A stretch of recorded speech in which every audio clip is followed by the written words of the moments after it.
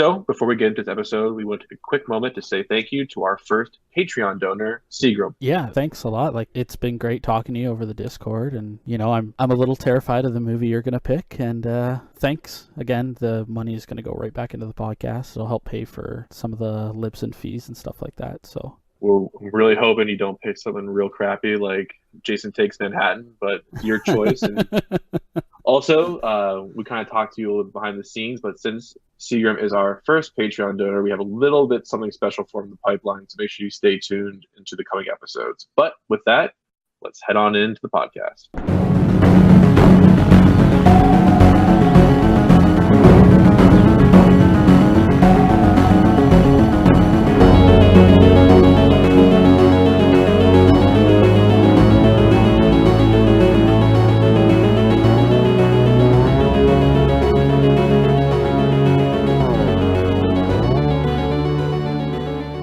Back, everyone, to the Here's Johnny podcast, where we take deep dives into the horror genre, mainly focusing on films and video games. My name is Larry. And my name is Justin. You can reach us on the Twitter for the show at Here's Johnny Cast and me at Pickle Thing. You can find me at BeaverLA. If you want to email the show, the email is Here's Johnny Podcast at gmail.com. The Discord and website links will be in the show description. And you can find us on Facebook. Type in the search bar, Here's Johnny Podcast, and it should be there. And then, starting, well, for you, it'll be in the past, but for us, it happened today. We launched the Here's Johnny Podcast Instagram page. The handle is Here's Johnny _podcast. And on there, you'll see us post pictures of show notes, what video games we're playing, what movies we're watching, what books we're reading. You might get a chance to see a picture of my dog if you're lucky. Just real simple thing. I'd take a picture of my cat, but he's a shitty cat. But plugs are all done. Justin, how about you tell us what you have been up to? Okay, so it's actually been a busy but not busy at the same time week for me. I have just been playing a lot of Dragon Quest XI. I have never played a Dragon Quest game. It's if you like grinding in your JRPGs, then Dragon Quest is for you. It's very old school. Can you grind similar to how you grind in Bravely Default or Bravely Second where it's automated? No. It is like a very old school RPG. Like it still to this day doesn't have like auto saves or anything. You have to go to like a church and save. That sounds absolutely terrible. It can be if you forget to save, but it's like the music is always fantastic in those games, and that's what really drives it for me. Other than that, though, I've been trying to get into a film festival in Toronto here. It's the Toronto After Dark Film Festival. It's just like they show a bunch of horror movies, like mainstream and on the indie side of things. So I hear back early October. I'm very jealous of that, but I will be returning that favor, hopefully, because I am trying to get my happy self into Sundance this year once I move out west. Yeah, I you know what? Honestly, if we could land either of those, I mean, I think it would be great for the show. I mean, forget the show. I just want to go meet with Leonardo DiCaprio and hang out. That's all I'm trying to do. Okay, yeah. I think, let's see. Who would be at the Toronto one? Does Mike Myers still do movies? I don't know. Ryan Gosling. No, Gosling, Reynolds. Oh, yeah, we got Ryan Reynolds. He's a Canadian. Yeah, good old Canadians. Yeah, but other than that, I haven't really been up too much. What about you, Larry? What have you been up to? Yeah, so if the listeners are keeping up with my blog, you'll know that we actually recorded our episode super early in the week last week to allow me to travel out to Salt Lake City. My fiance and I are moving out there, and the big move coming at the end of the year. I'm really excited for it. Huge change, a lot of opportunities, and yeah, I spent the whole weekend out there, and it was a lot of fun. It's beautiful out there. So I really haven't been playing a whole lot of video games or anything. So I really slacked in that department. Read Ta-Nehisi Coates' We Were 8 Years in Power, which was a pretty cool book. That's about it for me. Nothing exciting. I traveled. That was exciting. But Yeah. I mean, other than that, I mean, podcast-wise, I guess it's kind of been a slow week for the both of us. Yeah, and I got back and work was just lovely, as you got to hear some earlier. Yeah. Now on the editing room floor. But yeah, work's just been crazy this week. I've been off for a week and I already feel like a hobo. So let's see what 9 more does to me. I'm so jealous. All right, but with that, Justin, if you have nothing else to share, I think it's time to wrap up our introductory section and head on into the news.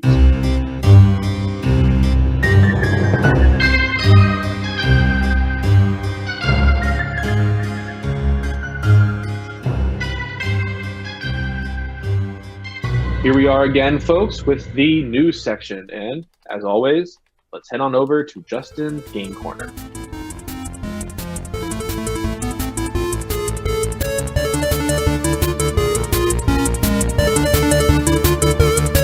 So this week, I'm going to be bringing 3 items to the news. First thing is, Larry, I'm not sure if you've heard of System Shock. I have heard of it. I think I saw it on a Watch Mojo video. It's about a computer, right? Like a Honda computer or something like that. BioShock is like the spiritual successor to System Shock. So Okay. if you like BioShock, I would suggest playing System Shock. Okay. But back in April, the studio that now owns the original System Shock. I think the original System Shock came out in like 94. They were having problems finding the source code for the original game, but they found it and they just released like an update for it, and it's like an enhanced edition, and it comes with like 4K support. Oh, wow. Yeah, like 3D. I don't know if people still use 3D. So what category would that fall into then when we finally get around to it? I would honestly think like a sci-fi kind of. You don't have a sci-fi category. Justin, come on, help make the categories. I know. I'm trying to think like it could go. It's such a weird game. It would probably go into like Mad Scientist? yeah, Mad Scientist. Well, see, I don't know. Like it wouldn't really fit in Mad Scientist. Well, you've got to pick one, and then when we get to it, we can review how well it fit. Yeah, well, we'll come back to that because I'm really gonna have to. I'm gonna have to look back into that game and see where it'll fit in All right. our. Yeah. Perfect. The other bit of news I have is that the whole Five Nights at Freddy's collection, I guess you could say. I think there's like 5 games. I kind of lost track, but I guess they're all being ported over to consoles. That sounds terrible. I played that game one time with a friend. He didn't tell me what it was, and he had the lights off and stuff. It was too stressful. I survived the first night, and I turned it off. I did not like it. I've never played it, so I don't know if it was just me, but like I was constantly looking, and I had headphones on that were really nice. So like, yeah, it was not my thing. It was terrible. Like I remember I turned the lights on, and the things were in the doorway. Yeah, that was it for me. he hasn't really said like when they're coming out or anything. But and I guess they're like turning them into VR games as well, which would be That would be terrible. That sounds Yeah. awful. That sounds just awful. the last bit of news I have is that an image of Ada Wong in the Resident Evil 2 remake has leaked. I don't know if you've seen this image. I have. Thoughts? I'm actually a really big fan of it, and it's Okay. spoiler alert. My blog post is going to be about this. Okay. Yeah, not to give away the blog. I want to get into more in the blog, but I'm basing this on how the reaction to Lara Croft getting reimagined was when Square Enix bought her. Okay. Lara Croft is obviously super sexualized to the point where it kind of ruined the game, right? Yeah. But they reimagined her, and the games have done better. The new movie where they actually cast an actress who can act, Alicia Vikander, the movie still wasn't going to win any Oscars, but it made a ton more money because people were more invested in the character who could act. Ada was always very compelling, and Ada, to me, is one of my favorite characters in the Resident Evil universe. Yes, the red dress is iconic, and I do hope that maybe they have it as like an unlockable costume. Yeah. But Resident Evil 2, like the director has come out and he's specifically said he wants to make a very realistic styled game. And I'm sorry, but having a woman run around in miniskirt and heels while zombies are running around everywhere is not realistic. And I am totally fine with them making this decision, not only for artistic direction, but we're in 2018, right? Yeah. There really is. We talked about it in the Clock Tower 3 review. There's just no reason to sexualize women like that because Ada Wong is an attractive woman, whether she's wearing a 2-inch skirt or whether she's wearing like a hoodie and sweatpants. You don't need that extra level. Maybe that's me. I don't know. I want to go into more of my blog posts, but I really liked what the image change for Lara Croft did for the Tomb Raider series. Yeah. So I have high expectations for what's going to happen with this change with Ada. How about you? Well, honestly, like it's interesting because now that you bring up the whole Tomb Raider thing, Ada Wong is like the Tomb Raider for Resident Evil. Like she was always sexualized, and Mm-hmm. now it's like this. So for those of you who haven't seen it, it's just a picture of her with like these big sunglasses, and she's wearing like a A brown, trench coat. yeah, a brown trench coat. And I think that actually fits with her character a lot better than the red dress does. She's a spy. Exactly. She's a spy. And a spy is going to fit in a lot better looking like that than in a bright red dress. Yeah, and like well, because in the original Resident Evil 2, she's undercover, well, kind of as like a news reporter, Yes. Looking. and I Yes. and I think this look again goes with that is what if I were to see a news reporter in that kind of climate, I would expect them to look like that, not like some floozy. Sorry to sound like an old man, but No, no. And the thing is, it's a floozy not because like that's how women dress. It's a floozy because that's unfortunately sometimes how programmer people see women. So I'm really happy to see this change. I think it's the right move. I think it's a good indicator for the game as a whole. And I really haven't seen the backlash like I saw with Laura Croft, but to the people who are freaking out about it, come on. If you want to look at sexy girls, like go to Sports Illustrated swimsuit issue or something. Like you don't need digital pixel art for your pleasures. That's all I got to say about that. I will say, looking at this picture has brought another thought to my mind too. Is I'm also kind of glad Leon isn't like. Obviously, he's still like the pretty boy, but he's not. He's not like he was in 6. Yeah, I know. Like grizzled with like the 5 o'clock shadow. For me, Leon is always going to be Leon from Resident Evil 4. Yeah, The first time I encountered him, I was always jealous of his hair because my parents would let me grow it out that long. Like in that one, Leon is tough, but he's not like grizzled veteran. Like if grizzled veteran is Chris Redfield. If I want a grizzled veteran, I want the stars member, like the elite man. That's Chris. If I want the rookie cop who got a really, really, really crappy first day, I want Leon. yeah. Like and again in this picture, that is what he looks like. He looks like Feels like a 21-year-old cop who literally just got out of basic training and yeah, like protecting as a zombie infested nest. again, seeing these pictures, like it's just a picture, nothing else really. But January 25th cannot come any sooner. Yeah, I'm very excited. With that, we're gonna head on over to Larry's movie notes.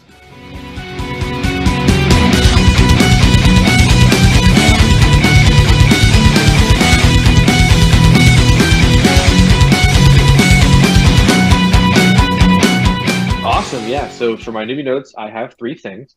The Okay. first is that The Nun comes out this weekend for us and the past weekend for our listeners. The Nun is a spin-off of James Wan's successful series, The Conjuring, specifically of Conjuring 2. It follows Valak, the demon. This one is co-written, I believe, by James Wan. And yeah, I'm excited. I'm seeing it Saturday morning. How about you, Justin? See, I'm kind of on the fence with this one just because, I mean, we'll get to it later when we talk about our James Wan movie ranking, but Yeah. I'm not a huge fan of like the nun character. I think it's a cool idea, but I don't know, I just feel like they could have done better. I know that's weird, but You're crazy because that thing is creepy. That thing made me jump in theaters. That just destroyed me. I think it's creepy as hell. But for some reason, whenever I see a trailer for it, I kind of just think, meh, I probably won't go see it. I'm excited to see if it's good, and then I might go see it. But usually with movies like this, I'll go see it as soon as I can. So what I'll do then is I will report back next week to you, and if I give it like at least a good rating, I think you should go see it. We were close enough on our Shining review that I think that you should trust me if I at least tell you it's worth a watch. Did you go see the Mag yet? Oh no, God no. Oh man, having children must be terrible. No freedom. Yeah, pretty much. But hey, 10 weeks off work. And you know what? That makes it almost worth it. that almost makes it worth it. And like you said last week, apparently you sleep a lot more, so your wife's doing all the work, so she must be real happy with you. So I have an update on that, actually. So I talked to her about it, and apparently she's sleeping too. Like, we're just both sleeping all the time. It's great. Like, so you just got lucky in the kid department then, huh? Oh yeah, like so usually before I would wake up at like 5:30, 6:30 depending, and go into work then. I'm sleeping till like 8:30 every day. I'm taking naps in the middle of the day. Like, is this what it feels like to be like a 70-year-old retired person? Because it is amazing. I'm jealous. I love naps. Next story I have is that a new Halloween trailer dropped. This trailer, to me, I was already excited for this movie. This trailer, to me, put it over the edge. The link will be in the description, but basically, it starts off, these two kids running to Michael, then Michael just starts walking, and you're like, the camera's like right beside Michael. It looks awesome. It looks like a true sequel to the original.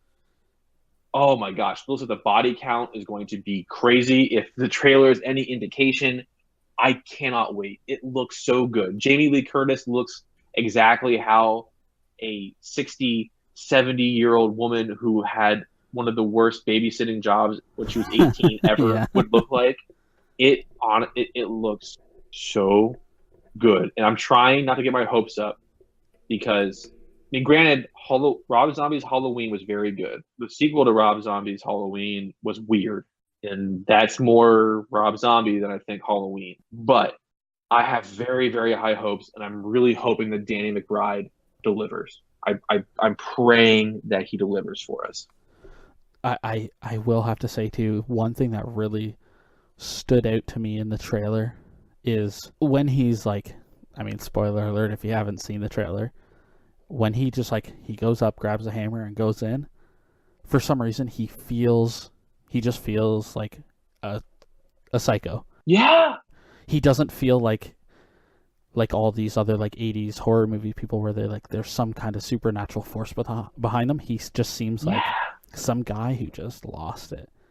Yeah, whose mind just snapped and he's just not operating on this. It looks so good, and I hope if the movie is literally just half as good as that trailer. Oh, I'll be that'll be great. Okay, then the last piece of news that I have is Suspiria remake debuted at the Venice Film Festival, and along with that, Tom York dropped one of the songs for the album, because Tom York, who is the lead singer of Radiohead, is doing the music for the album. The song is called Suspirium. We are going to provide the link to that in the show notes. The original Suspiria soundtrack was done by a band called Goblin. Goblin's soundtrack was so good that it actually won them awards. Like, Suspiria really wasn't well critically receptive when it first came out. It is now, but when it first came out, it wasn't. But the music was lauded. The music was praised because it is so, so good. Maybe we'll feature it in one of the sections here.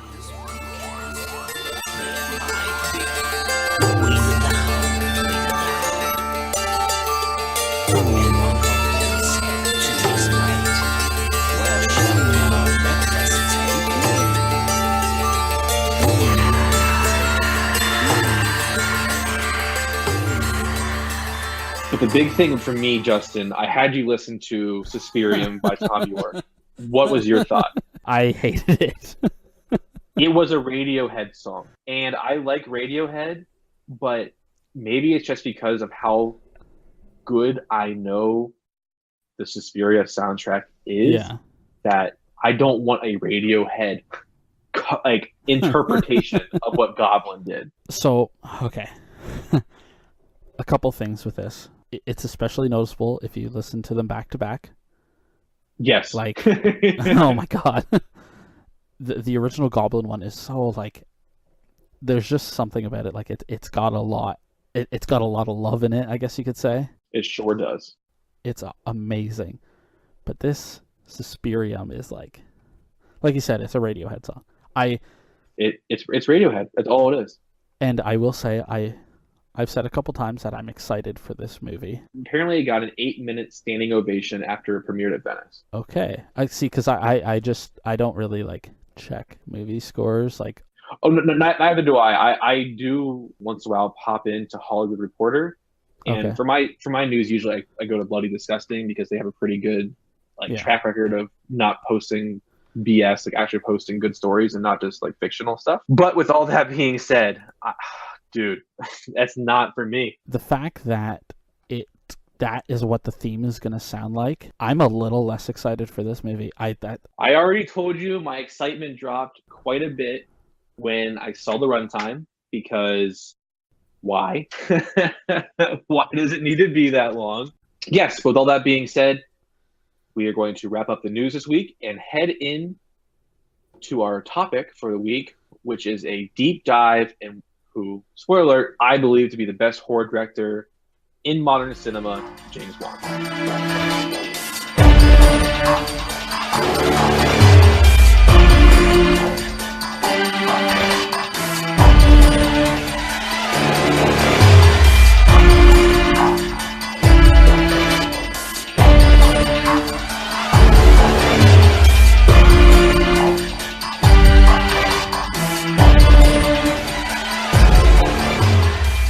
Justin, I have been really, really, really excited to do this episode. This is one we planned way back when we started the season. It is going to be a blast to discuss, again, who I already said, probably my favorite horror director, James Wan. I am also excited, mostly because like I watch movies. For some reason I don't really pay attention to like who's behind them or like what they're bringing up was. I know James Wan. Honest for me, mostly it's because of Saw. I remember watching Saw in like the 10th, 8th, ninth grade, I think. I don't know. Uh-huh. And like, other than that, you could have told me The Conjuring was by like somebody completely different, and I'd be like, oh yeah, okay, sure. Like, So for me, I mentioned this in my very first blog post, and I might have mentioned it on the podcast, but when I was going to college, what I initially wanted to do is I wanted to go to school for film critic. I wanted to, like, there's just something about movies to me that's always been just captivating. Like, I like talking about yeah, them critically. Even crappy movies, I like doing that with. Like, I think there's something special to it. So because of that, probably right around my sophomore or junior year of high school, I really started getting into directors. And that was also when James Wan started coming up. So I've been kind of sticking with him for a while. Also, Scorsese. I mean, my favorite movie of all time is Goodfellas. I love Quentin Tarantino. Like I love for me, looking at a director's growth is awesome. So in particular, we're looking at James Wan being able to kind of grow up with him yeah, has been awesome. I did do some research into James Wan. I have like a little bit of his background. I'm mainly focused on his development as a director. We're going to talk about his films. I have a quiz for you, and at the very, very end, I want to rank his films, each of us, based on where we would place them. So each of us will rank them accordingly. yeah. I think now is the time to tell you that I was horrible at tests in high school and stuff. So All right. Well, I think that they're reasonable. 5 of the questions are actually going to come directly from what I'm about to tell you, so pay attention. That way our audience can play along. And then the other 5 questions are going to come from 5 of his movies. okay, I mean on the plus side, I'm not like a loser stoner anymore. So All right, I got you. So with that, let's dive on in. James Wan was born February 26 in 1977 in Malaysia. At the age of 7, he and his family moved to Perth, Australia, and he grew up in Perth until he moved to Melbourne to attend RMIT University, which is a big film school in Australia. While he was in school, James Wan directed his first film, which was called Stygian, and he had immediate success. He won Best Guerrilla Film at the Melbourne Underground Film Festival. So this immediate success spurred him on, and he wrote what would be his first feature film.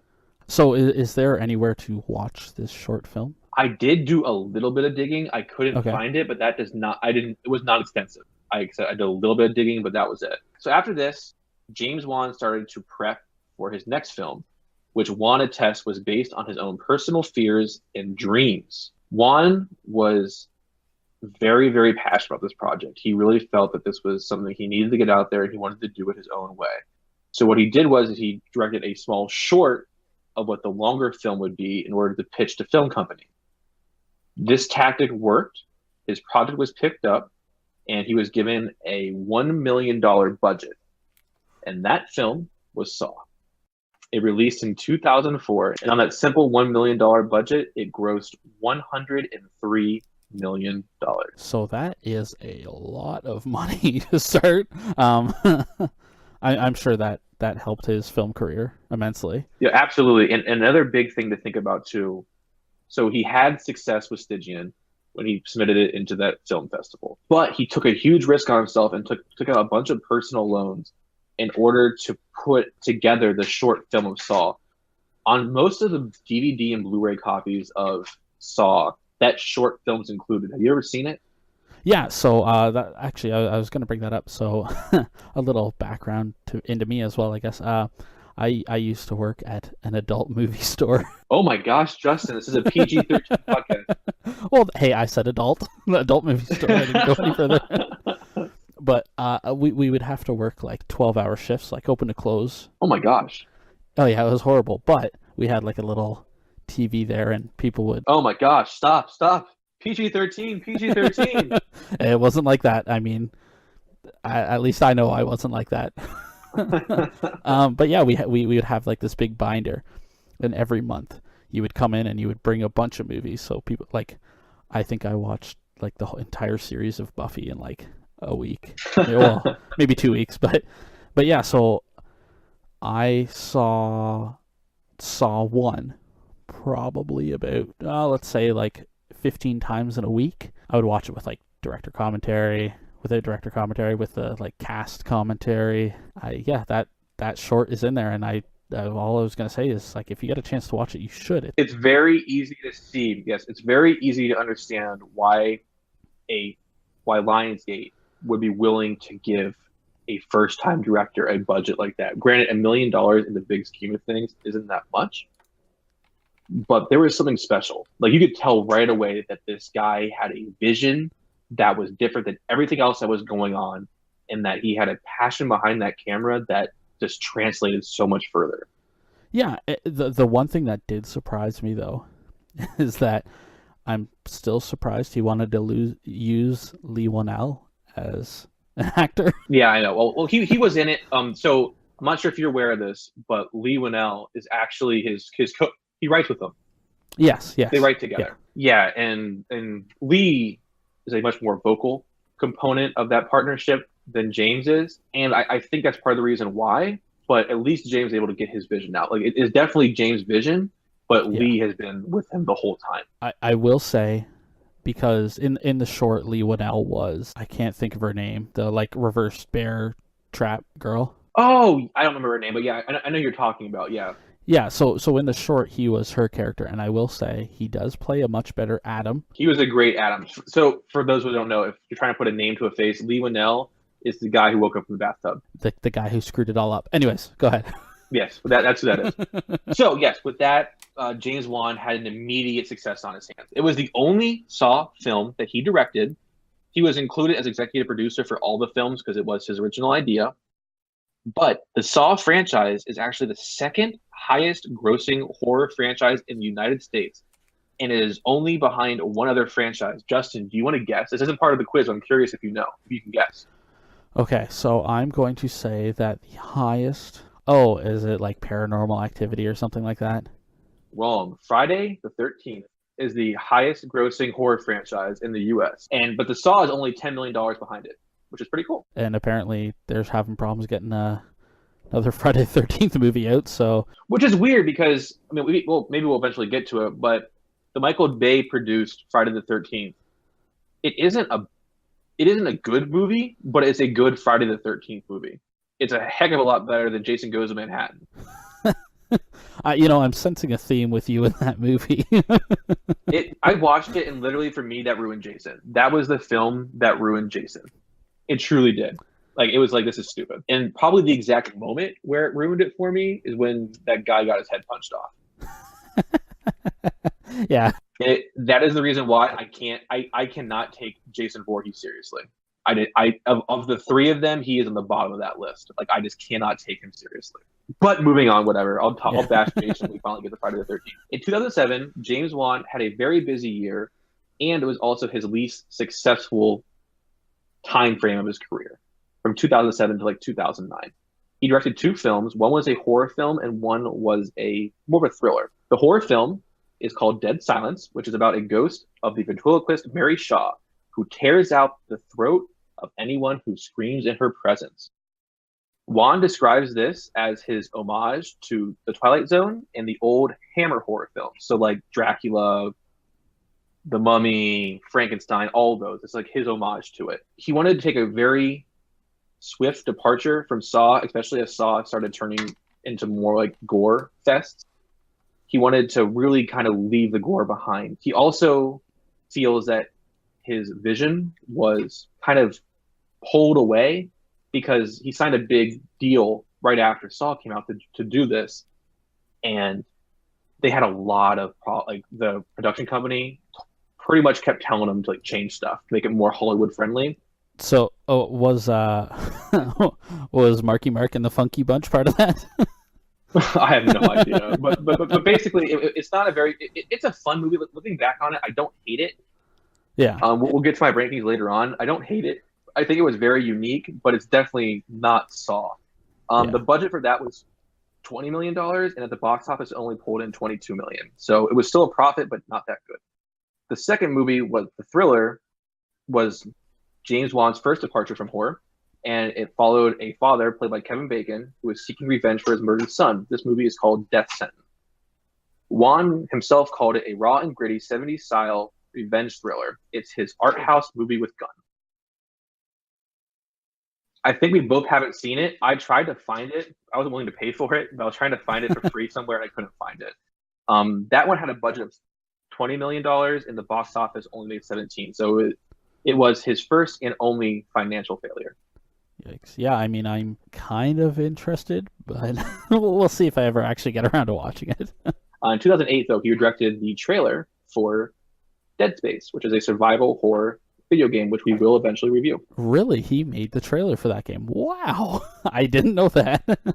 Yep. Huh. That's awesome. So yes, so in 2010, James Wan kind of went back to form with Insidious. Insidious was made on a budget of $1.5 million, and James Wan came out and said that he wanted complete creative control, and he wanted to make a film that was very, very different from the gore of Saw that really had been tagged to him because he was the creator of the Saw franchise. So for some reason, when people thought James Wan, they thought torture porn, and he really wanted to buck that. So it's interesting that they would think James Wan and torture porn because he really only did the first Saw. Like, he really didn't. Again, I haven't seen Dead Silence in like years, but I don't remember it being like gory or anything. It wasn't, and that's the problem. He really wanted to break that trend because he was being associated with it. But he's quoted as saying, like I said, he wanted complete control. So what he said was, the fact that Insidious was not being run by committee really afforded me the luxury to make a film with a lot of creepy, bizarre moments that a studio might not get. And even though a studio didn't get it, the audience sure did. It made $97 million at the box office. Wow. On a $1.5 million budget, which is amazing. I'll be 100% honest. The first time I saw Insidious, I didn't like it. I don't know why. Really? Yeah, I mean, I'm not sure why it was like, but like I watched it again within the last 2 or 3 years, and I don't know what my problem was. I think it's an awesome movie. Like, it's really good. So his next film came out. He actually had 2 films in the year 2013, and the first one was The Conjuring. It came out that he had been attached to direct The Warren Files, which was originally going to be a film focusing on a bunch of different stories about Ed and Lorraine Warren, who are ghost hunters, real life ghost hunters. But Wan wanted to separate it out, and it turned out to be the right choice. This one specifically focused on the Perrin family and the haunting that they experienced at their house in the woods. We will be reviewing this movie very shortly. This movie was made on a budget of $20 million, and it made $320 million at the box office. My God, he is just a money maker. Oh, it only goes up. It only goes up. The next film that he released in 2013 was the first sequel he had done, which was Insidious Part 2. He wanted to bring back the original cast, and since Wan really hated what happened to the Saw franchise because he thought that he had a good movie and that it kind of got really derailed, he wanted to finish off that family story. So he is quoted as saying that I think the sequel to Insidious is kind of my reaction to Saw, where for my own reason I wasn't involved in the sequels, and so I felt with Insidious it would be good to shepherd it and keep it more in track to the version I had when I made the first film, so that doesn't detour too far. And he said, I never set out to make sequels of any films I direct. If they happen, that's great, because that means people out there love it and they want more of it. But I always felt with Insidious, we created this really interesting world that we can explore more.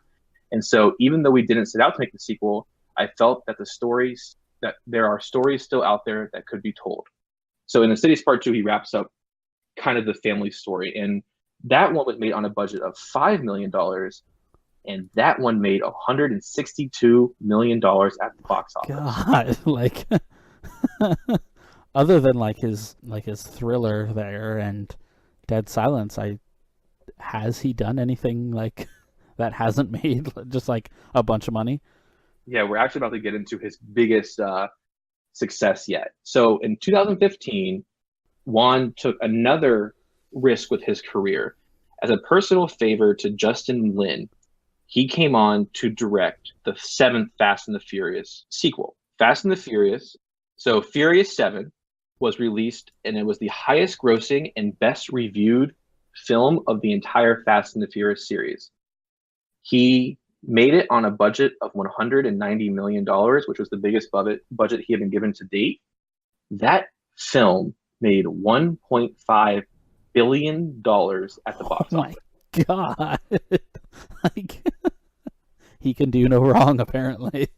That is a crazy amount of money. That is insane. So, and throughout all this stuff, he's still getting credit for doing Saw and stuff too, right? So I'm sure. Yes. I know it's not helping what people think. Yeah, and Universal wanted to bring him back to do the next sequel to the Fast and the Furious, but he told him, according to Wan, they offered him a life-altering amount of money to do the next movie in the Fast and the Furious franchise, but he turned it down because Wan's true passion lies with horror. And even though he deviates it from him a little bit, he really wants to focus on horror. So in 2014, it was announced that New Line Cinema signed a significant long-term deal with Wan. And Toby Emmerich, who is the head of New Line, was quoted as saying that the deal was crucial for New Line's development and that Wan was, and I quote, a class of one when it came to directors. The first picture off this deal would be the sequel to The Conjuring. Obviously he would probably never say, but I want to know how much this. He went out and said life-altering amount. I'm stuck on that. Was it $1 billion? I honestly don't know. I mean, he brought in $1.5 billion with the Furious 7, insane. And they wanted him to come back, but he's just no. I appreciate it. I did this as a favor to Justin Lin, but I'm done. I'm happy this was well, but I'm done. After something like that, you got to respect the guy. I mean, he turned down probably money that he could just coast off to go back and do what he likes to do. Yeah, you're absolutely right. Which again, I think he's awesome. But yes, so The Conjuring 2 was his next film, and this one again returned Patrick Wilson and Vera Farmiga returning as Ed and Lorraine Warren. It focused on the Enfield haunting, which took place in England.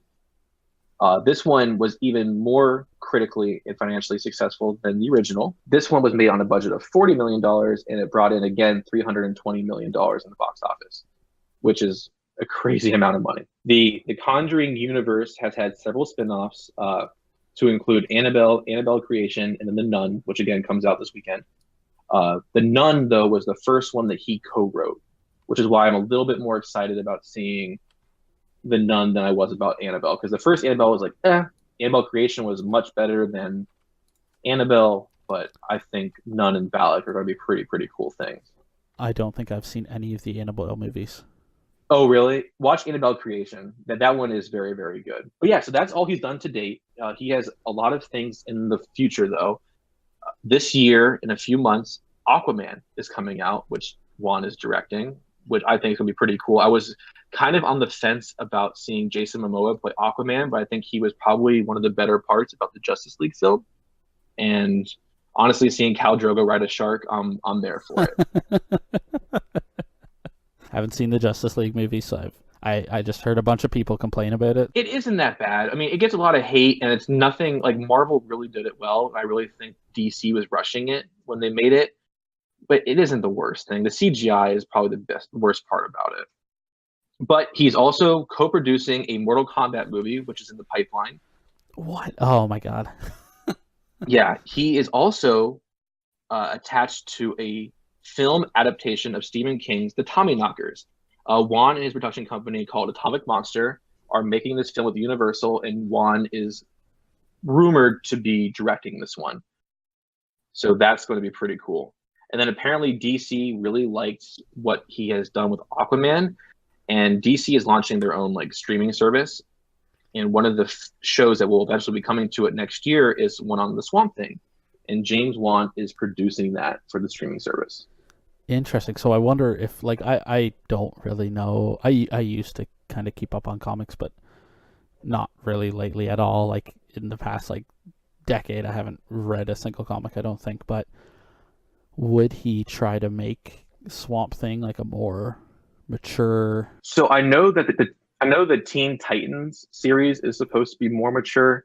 I really couldn't find out a whole lot about it. I couldn't even find out if it was supposed to be live action or animated. So okay. The research I could find, there wasn't a whole lot there about it. But if Aquaman is good, which I think it will be because James Wan doesn't have a lot of failures in his resume, I'm pretty excited to see it. But with that, that's all I have, Justin. And if you're ready, I am going to quiz you, and hopefully our audience will play along. So, question number 1. How many films has... Oh, wait, before we get into the questions, no browsers, no nothing. This all has to come from the top of your head. So close it all down. I'm trusting you. I know you're in Canada, but I gotta trust you. So here, I want you to hear the sound of me closing my browser. Okay. So, okay, I'm Xing out. Here's 1. Here's 2. I don't know if you heard those, but I did not. If you did, okay. But I trust you. So are we talking only horror movies? I am only going to quiz. So the first 5, like I said, are about what I just told you about. But the second 5 are on movies that you told me you watched. All right, question number 1. How many films has James Wan directed? 10. 8. Oh, okay. Off to a rough start. Where did James Wan grow up? I'm looking for the country. Oh, Australia. Perth, Australia. Yep, perfect. See, I was listening. Yeah, what film was James Wan's highest box office success? Furious 7. Correct. Who signed Wan to a massive multi-film contract? Oh, Looking for the production company. Okay, so I'm trying to think. It's Universal? No, New Line Cinema. Universal tried to get him back for the Furious sequel, but he told him no. See, I'm stuck on that money, that life-changing amount of money. Which 2 DC superheroes is James Wan attached to? Oh, Aquaman and Swamp Thing. Perfect. So now we're going to get into the movie question. Are you ready? Yes. I haven't watched any of these movies in years, but yeah. We'll see how you do. What is the name of the puppet made famous by the film Saw? Oh, Billy the Puppet. Good job, Justin. Yeah, that's right. James Wan made that puppet himself. Oh, interesting. I didn't know that. That's cool. That's cool. Question number 7. What is the name of the ventriloquist who haunts the characters in Dead Silence? Oh my god. Okay. I did tell you it during the background on 1, so I'm gonna say a name here. and I know it's wrong because I know what else it's from. Bellatrix Lestrange. No. Mary Shaw. Mary Shaw. Oh, that's not even close to Harry Potter world. Okay. Number 8. What is the name of the creepy song that plays several times during Insidious? Oh, can I get a hint for Maybe. this? I'm willing to give you a hint, but that may not be the answer to the question. That's fine. Who is the composer for Insidious? Tiny Tim. Actually, Tiny Tim, is that his name? Yeah, Tiny Tim is the artist who wrote this song. I have no idea then. Tiptoe Through the Tulips. Okay, interesting. If you heard it, you would know it. See, again, I was hoping you were gonna. I was, I was hoping these are all gonna be Saw based because I might be able to answer this. All right, question number 9, and this question actually has a bonus attached to it. Okay. How did Bathsheba, the witch in The Conjuring, curse the land and kill herself? See, my problem is I get The Conjuring and Sinister mixed up, and I think it's because I don't know if it's the same lead actor. No, it's not. Oh, well, they look very similar to me. I don't know. She hung herself from the tree. Oh man, okay, so I thought that was from Sinister. Yeah, she hung herself. She went up to the tree. She said that she'll curse anybody who tries to take her land and jumped off. So the bonus question: Joseph Bishara, a male actor, actually played Bathsheba. He played one other character in a James Wan film. What was this character? And it wasn't, just to clarify, it wasn't in the first Conjuring movie? No, it was an entirely different film, but it was a James Wan movie. Okay. Do I have to name the character or the movie? I would prefer the character. Okay.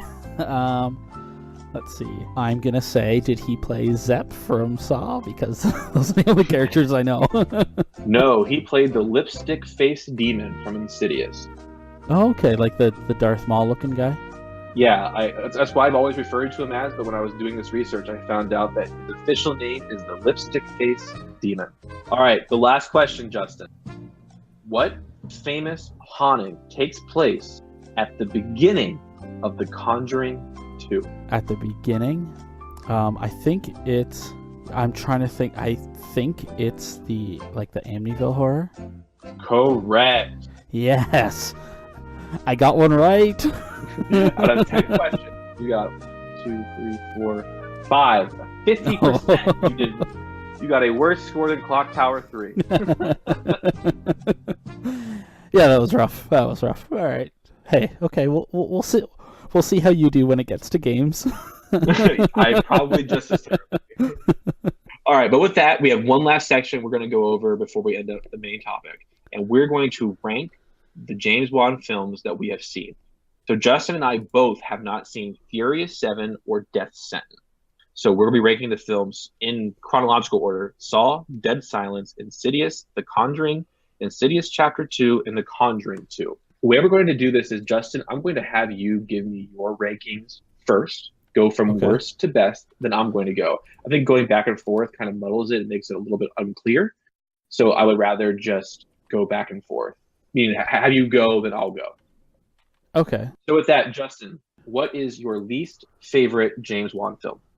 My least favorite is probably Dead Silence. Honestly, I don't remember it. That's all. The only knock I have against it is I don't remember it. Okay. Other than that, Slappy the Puppet is in it. Yes, yeah, that's right.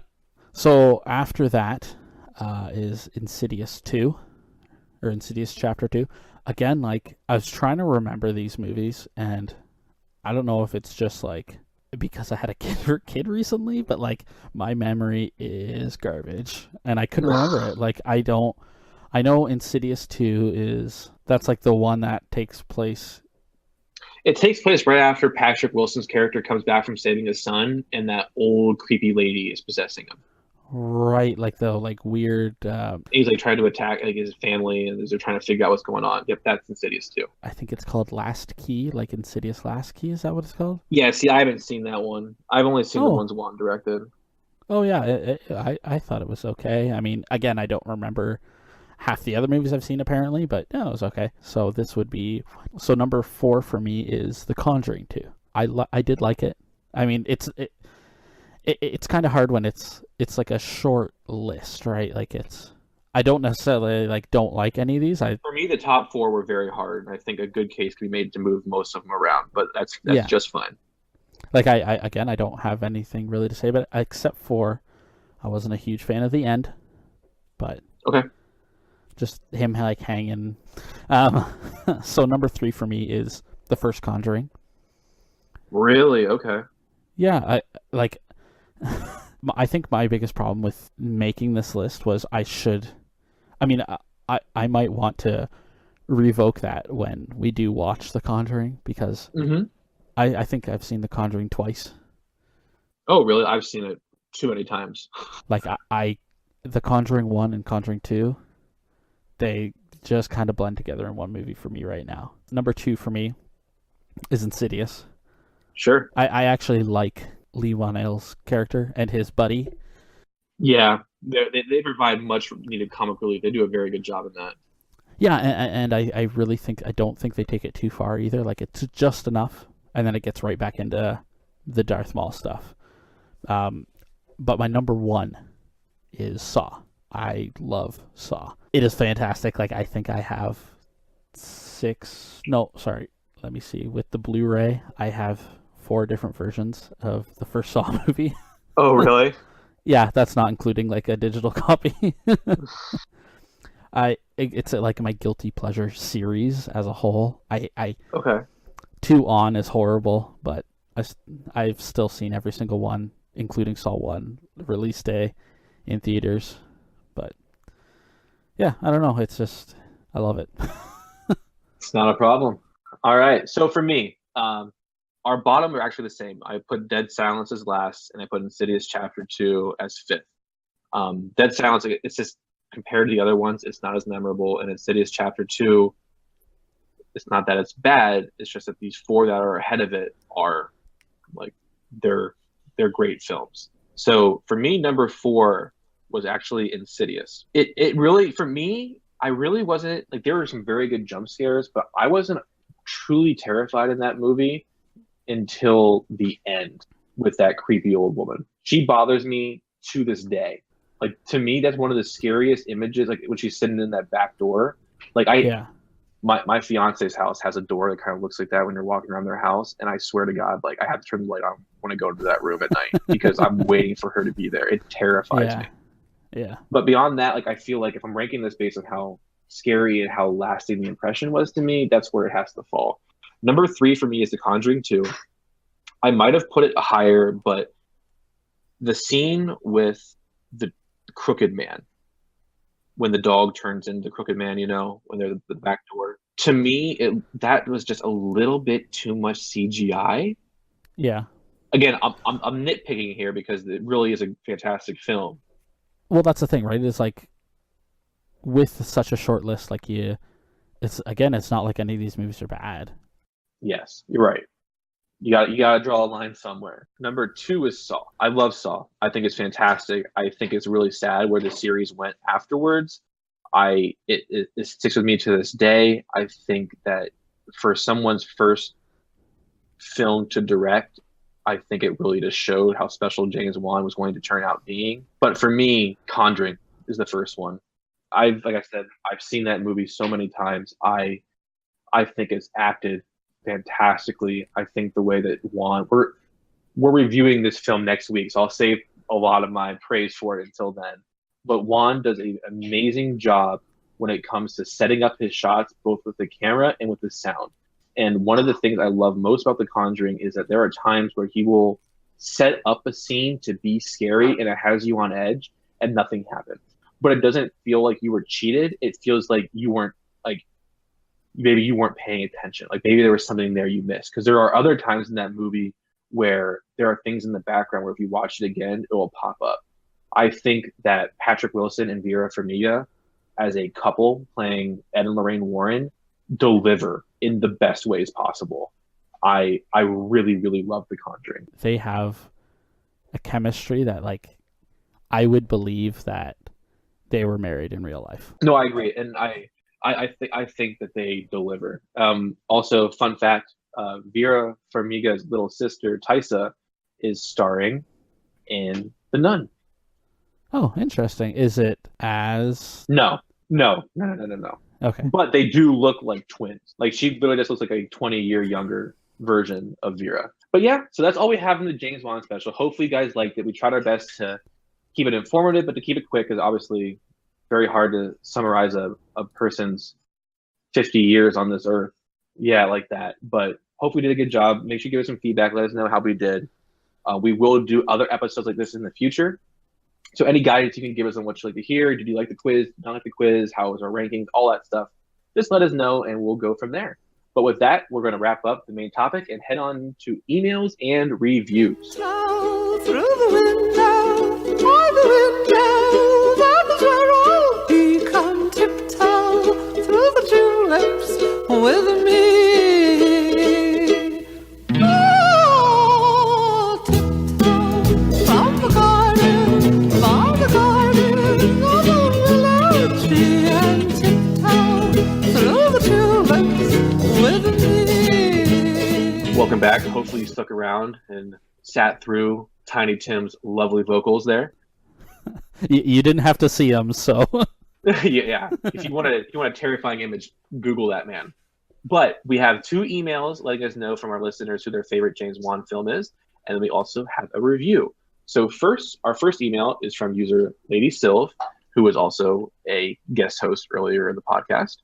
She says, "Hey Justin and Larry, I haven't seen all of James Wan's work, but of what I have seen, Saw is my favorite. As a fan of puzzles of all kinds, the extreme escape room in this movie really appealed to me. I haven't seen this movie in many years, but I also recall being very pleased when it turned out the dude in the middle of the floor wasn't dead after all.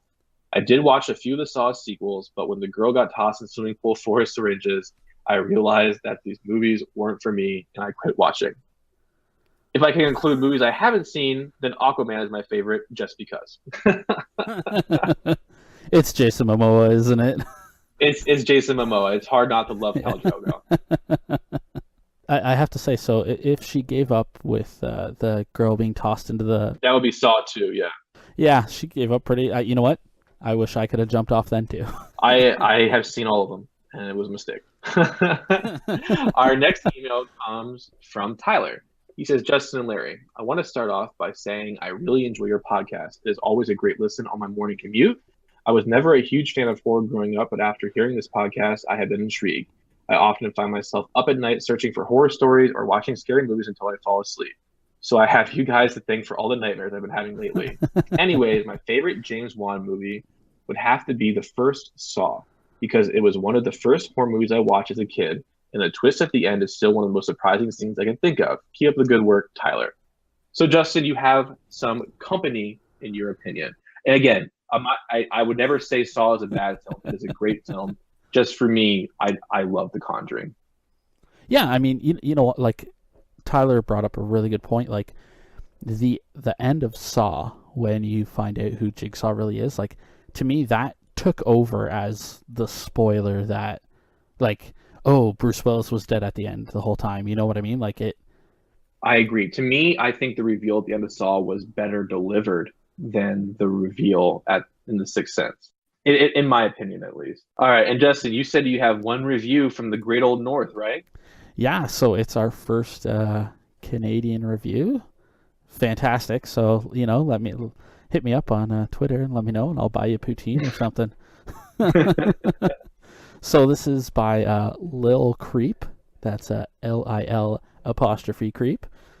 Mm-hmm. The title is Fantastic, and it is a 5-star review. So it says, "Let me start by saying I love this podcast. While it is still early on, you can tell the hosts love what they are doing and put lots of attention and care into the show. I am super excited to hear what Season 2 is going to be. Everyone really should give Here's Johnny a listen." All right. Fantastic. Well, thank you very much. We appreciate it. And again, if you want a really easy way to support the podcast, write us a review. It helps us reach more people. It gives us ways to improve upon the show going forward. And yes, we are going to be revealing a whole lot about Season 2 here in a few weeks. Oh, yeah, and all I was gonna say is that, yeah, and like even if you don't want to leave a review, even just like tell some friends and family to listen. Like it's really that easy. Yeah, like we want to. The best thing for us is to continue to grow and to continue to reach more people, because having these discussions is a lot of fun. Our Discord is finally starting to get off the ground. There's a lot of people in there talking now every single day, which makes it a lot of fun to kind of talk about the new news of the day, what movie you watched recently, what book you're reading. It's a lot of fun. So if you get a chance to have over the Discord. But with all that, we're going to wrap things up and head into closing time.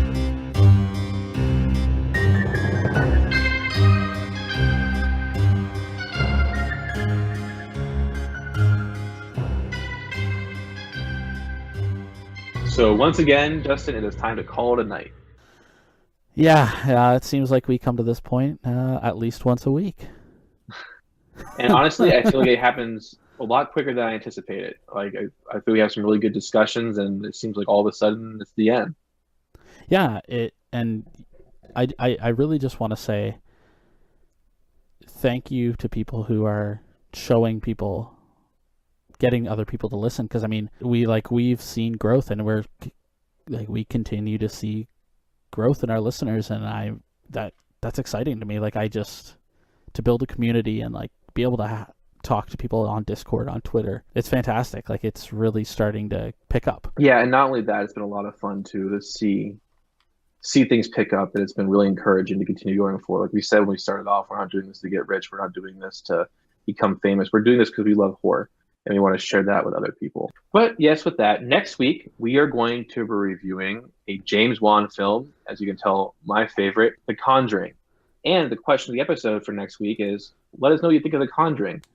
For a quick refresher of how we would like you to score it, if you're able to, give us a score out of 10 for plot, cinematography, audio, and how scary you felt the film was. Yeah, and you can actually send all those, like all the scores and everything, to the email, here's johnnypodcast@gmail.com.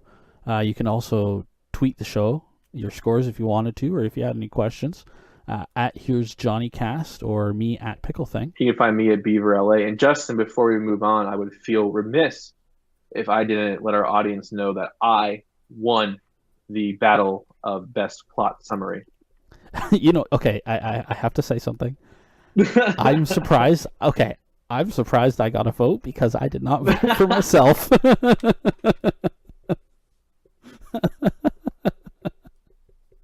Yeah, like I don't. Do you have the numbers there? I sure do. We had 7 total votes. I think I'm not that quick on the math. 86% went to me and 14% went to you. So I'm thinking that means one person voted for you. So you have one fan out there. Yes. But Justin, don't be discouraged. Don't be discouraged. We are going to be doing it again next week, and I'll be going first. So maybe that will change things up. And you know what? I've learned my mistake about going detailed and getting like 10 minutes into it. Yeah, 60 seconds is not a lot of time. But to go back into the plugs, again, Discord link will be in the show notes, as will the link to the website. On the website, you can find the master movie list. You can find bios on Justin and I. You can find links to all the podcasts. You can find pretty much anything you want to know about the podcasts on there, including direct links back to us.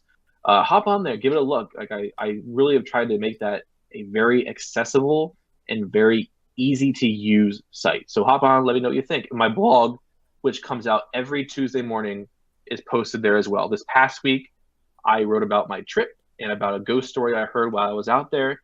And as I kind of hinted, this week I'm going to be writing about Ada Wong's dress change. And also, you can find us at Facebook at Here's Johnny Podcast. You can hop on there. And we also have the Instagram now. So you can hop over there, see some pics behind the scenes. We'll also post links to the blog, and to the podcast, and to eventually the Twitch channel. But yeah, it's all there. Yeah, and as always, if you guys do have a chance, you can always check out our Patreon. It's at patreon.com/Here's Johnny Podcast. We recently kind of changed some things up there, and we're still kind of in the talks, but we are trying to figure out when we would start looking at TV series. Yes, we talked about that a little bit last episode, and it is something we both eventually want to get into. But to do it right, if you haven't been able to tell it, for me, it's a big thing. And if we're going to do something, I want to make sure we do it right and we do it well. It's going to take a lot more time, which I'm not against. It just means that we got to find the time to do it. So if that's something you're interested in, it will be a stretch goal on there. So you'll have 2 podcasts a week coming out, and we haven't got the details done yet, but that will be what the second podcast, when we eventually reach that point, will be a TV review. Yeah, and we've kind of been thinking that if we do get to that stretch goal and we do watch TV series, it would be a shorter episode, probably half the length ish. Yeah, it would just be the review and scoring of the episode. Nothing. Yeah. It wouldn't be the full pod. But yeah, as always, like all that money just goes back into the show, helps pay for just some of like the Libsyn fees, and helps us get like better mics or better streaming equipment if that's what we need, or even like professional audio equipment eventually. But yeah, like that's, if you guys could go check that out, that'd be awesome. Yeah, of course. And so with all that being said, if you ever find yourself waking up in a dilapidated bathroom in an abandoned old building, make sure you check the guy's body in the middle of the floor, because odds are he has the key to your escape.